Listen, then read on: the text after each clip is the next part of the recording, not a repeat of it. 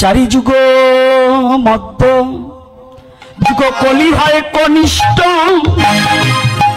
কনিষ্ঠ হইয়া হইলা সর্বযুগ শ্রেষ্ঠ।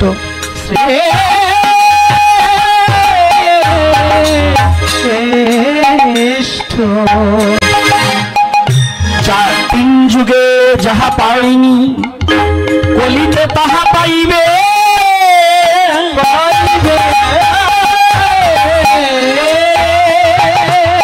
ভক্তির সহিত নাম করিলে সে মুক্তি হয়ে গোলকে যাইবে।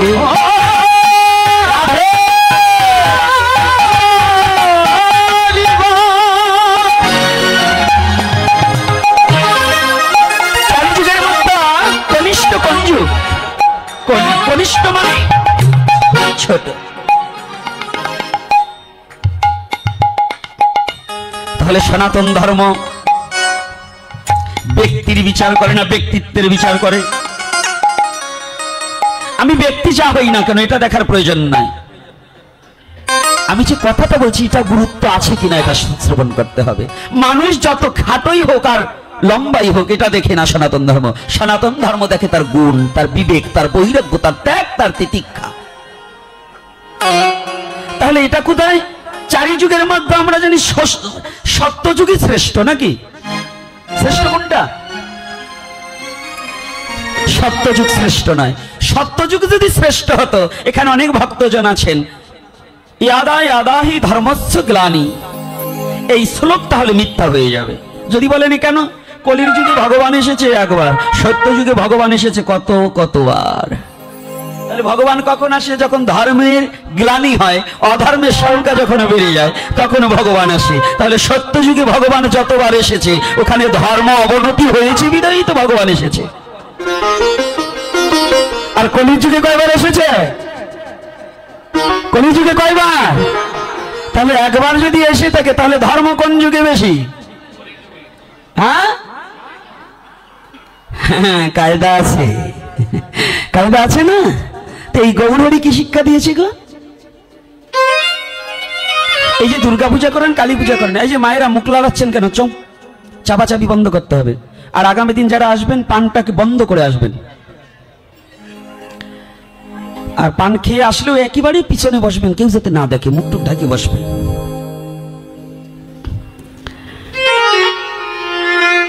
এই চারি যুগের মধ্যে কলির যুগ শ্রেষ্ঠ কিসে?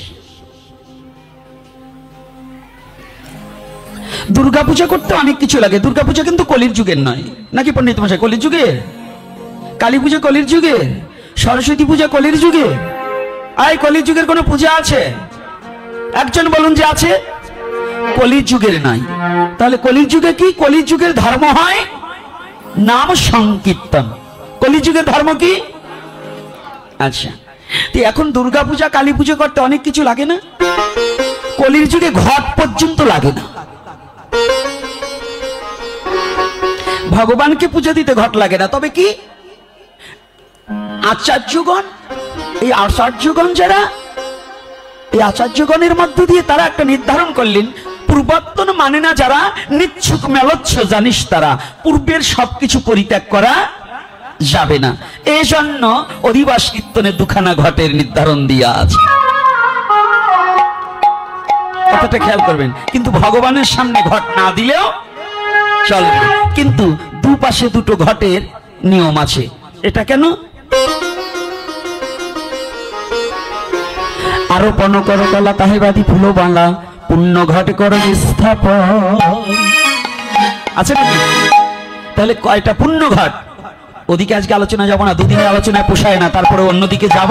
কিন্তু যে কথাটা মূল যে টপিকসটা, এটার মধ্যে একটু আলোচনা করতে হবে। সেইটা কি?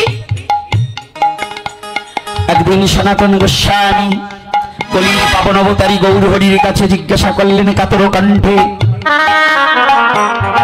কাতর কণ্ঠ মানে কি? কাতর কণ্ঠ মানে কি? আমরা তো কাতর কণ্ঠে কাউকে ডাকতে পারি না। কাতর কণ্ঠে ডাকলে ভগবান কি না এসে থাকতে পারে? কলির যুগের সাধন ভজন মানে কি? আকুলতা আর বেকুলতা। কলিযুগের সাধন ভজনের দুটো রাস্তা, সাধনার ভজনই হচ্ছে আকুলতা আর বেকুলতা। যার আকুলতা বেকুলতা নেই সে যত ভজন করুক তাহা ভগবান গ্রহণ করে না। পারবে? যত তরকারি সবজি যত দামি হোক, তেল ভালোটাই দিবেন, মশলাপাতি সব দিয়েছেন, লবণ দেননি, আমার চলবে তো? লবণ ছাড়া তরকারি চলবে তো? চলবে না তো? পিছনে তোমার বুড়ো বাবারাও বলে যে না চলবে না, জিহ্বায় বড় স্বাদ আছে। তাহলে যদি বাজারের সবজি যাহা কিনতে পাওয়া যায় তাহা যদি লবণবিহীন হয় তাহা যেমন গ্রহণযোগ্য নয়।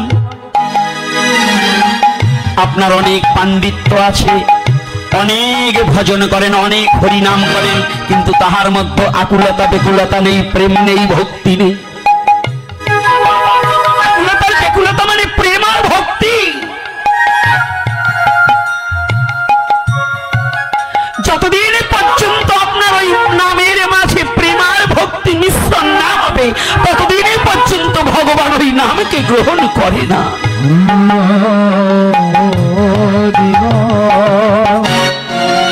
নামার নামে একই বস্তু, কিন্তু নামের মধ্যে নামীকে পাবে তখন যখন আকুলতা বেকুলতার মধ্য দিয়ে নিজেকে নামের মধ্যে সমর্পিত করবে, তখনই সেই নামের কৃপা হবে।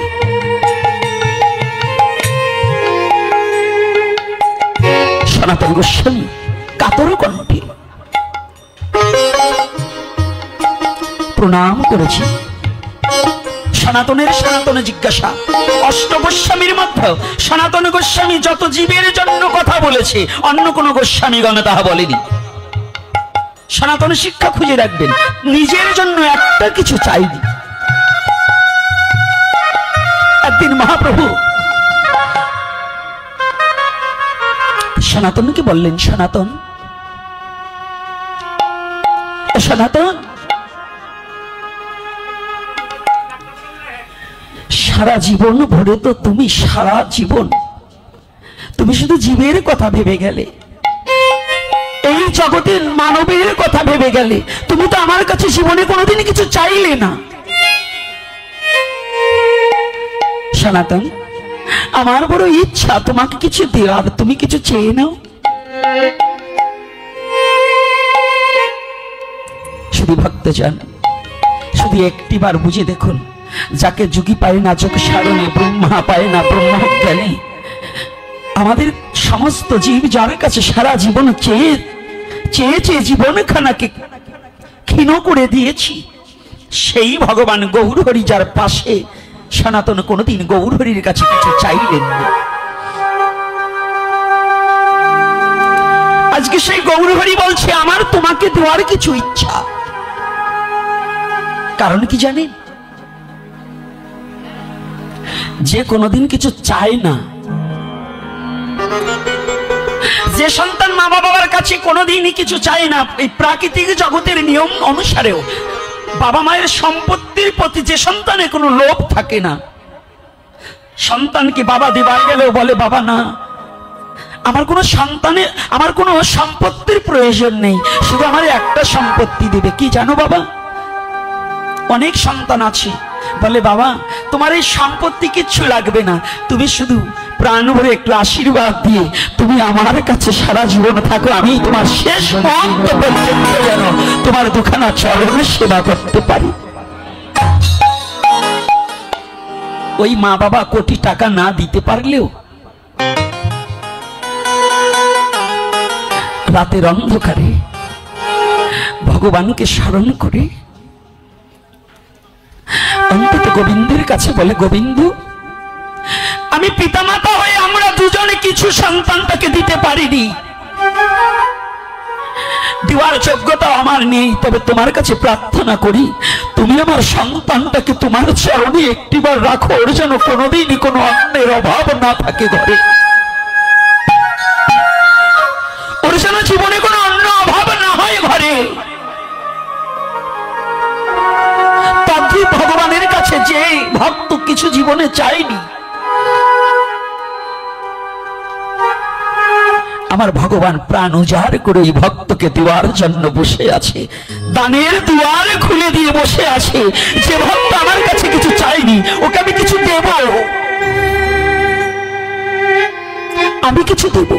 সনাতন, আমি দানের দুয়ার খুলে দিয়েছি, তুমি আমার কাছে কিছু চাও। প্রভু,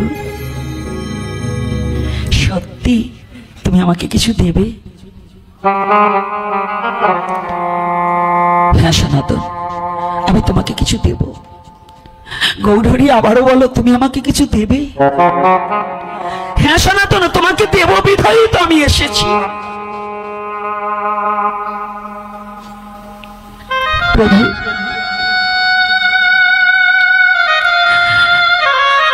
আমার তোমার কাছ থেকে চেয়ে নিতে হবে তো? হ্যাঁ সনাতন, তুমি যা চাইবে তাই দেব। সনাতন বলছে, গৌরহরি, জীবনে তোমার কাছে তো আমি কোনোদিন কিছু চাইনি, আজ যখন চেয়ে নিতে বলেছ আমি দুটো জিনিস চেয়ে নেব। সে কি জানো? প্রথম আমি চেয়ে নিচ্ছি, তুমি আমাকে কথা দিয়েছ তুমি দেবে। তুমি একটিবার বলো, এই বিশ্ব জগৎ জীবী যদি প্রাণ ভরে তোমাকে কেউ ভালোবেসে ডাকতে পারে, হা গৌর মা গৌর বলে, তুমি কথা দাও তুমি তাকে ফেলে যাবে না।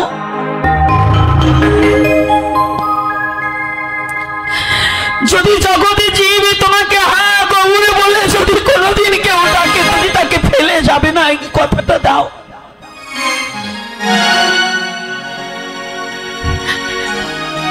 মহাপ্রভু বলছি, তাও তো তোমার জন্য কিছু চাইলে না, এই চাওয়াটাও তো তোমার জন্য নয়। ও, তবু তুমি আমাকে দেবে। তবে দ্বিতীয় চাওয়াটা কি জানো? আমি তো জীবনে তোমাকে কোনোদিন ভালোবাসতে পারিনি।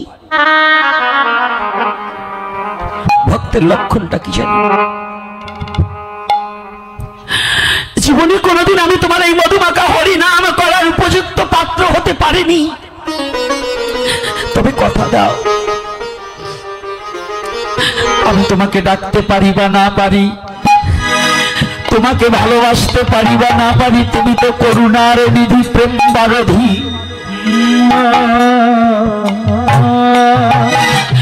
তুমি একটিবার আমাকে কথা দাও, কথা দাও। আজকে আমি তোমার সাথে কথা বলতে পারছি, কিন্তু এমন একদিন আসবে আমি কথা বলিতে নাও পারি। যেদিন আমি তোমাকে ডাকিতে পারিব না, পারিব না, যেদিন তোমার নাম করিতে পারিব না, পারিব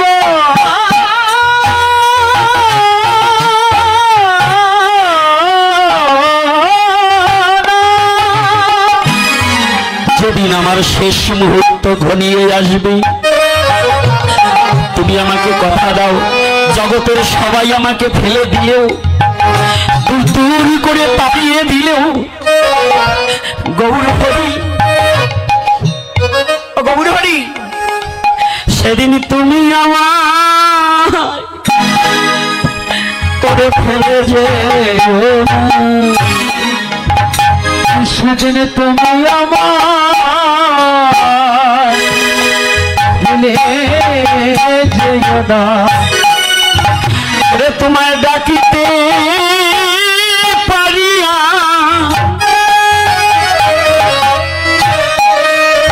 ওরে আমি নাইবা পারি,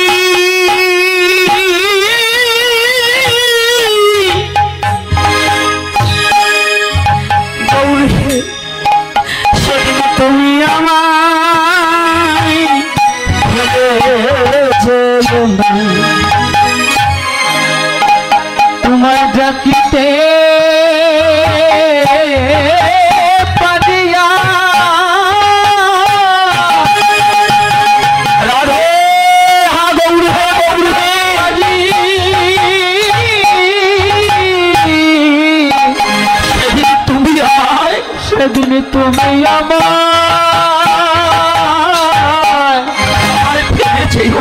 আমায় ফেলে যেও না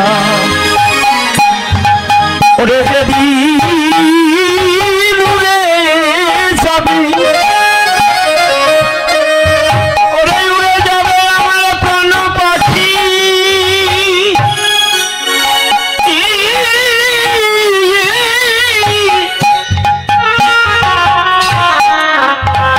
সেদিন তুমি আমায় ফেলে যেও না যেদিন আমার উড়ে যাবে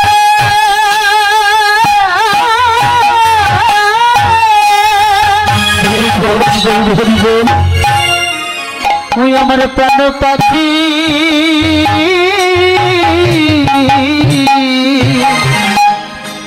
সেদিন তুমি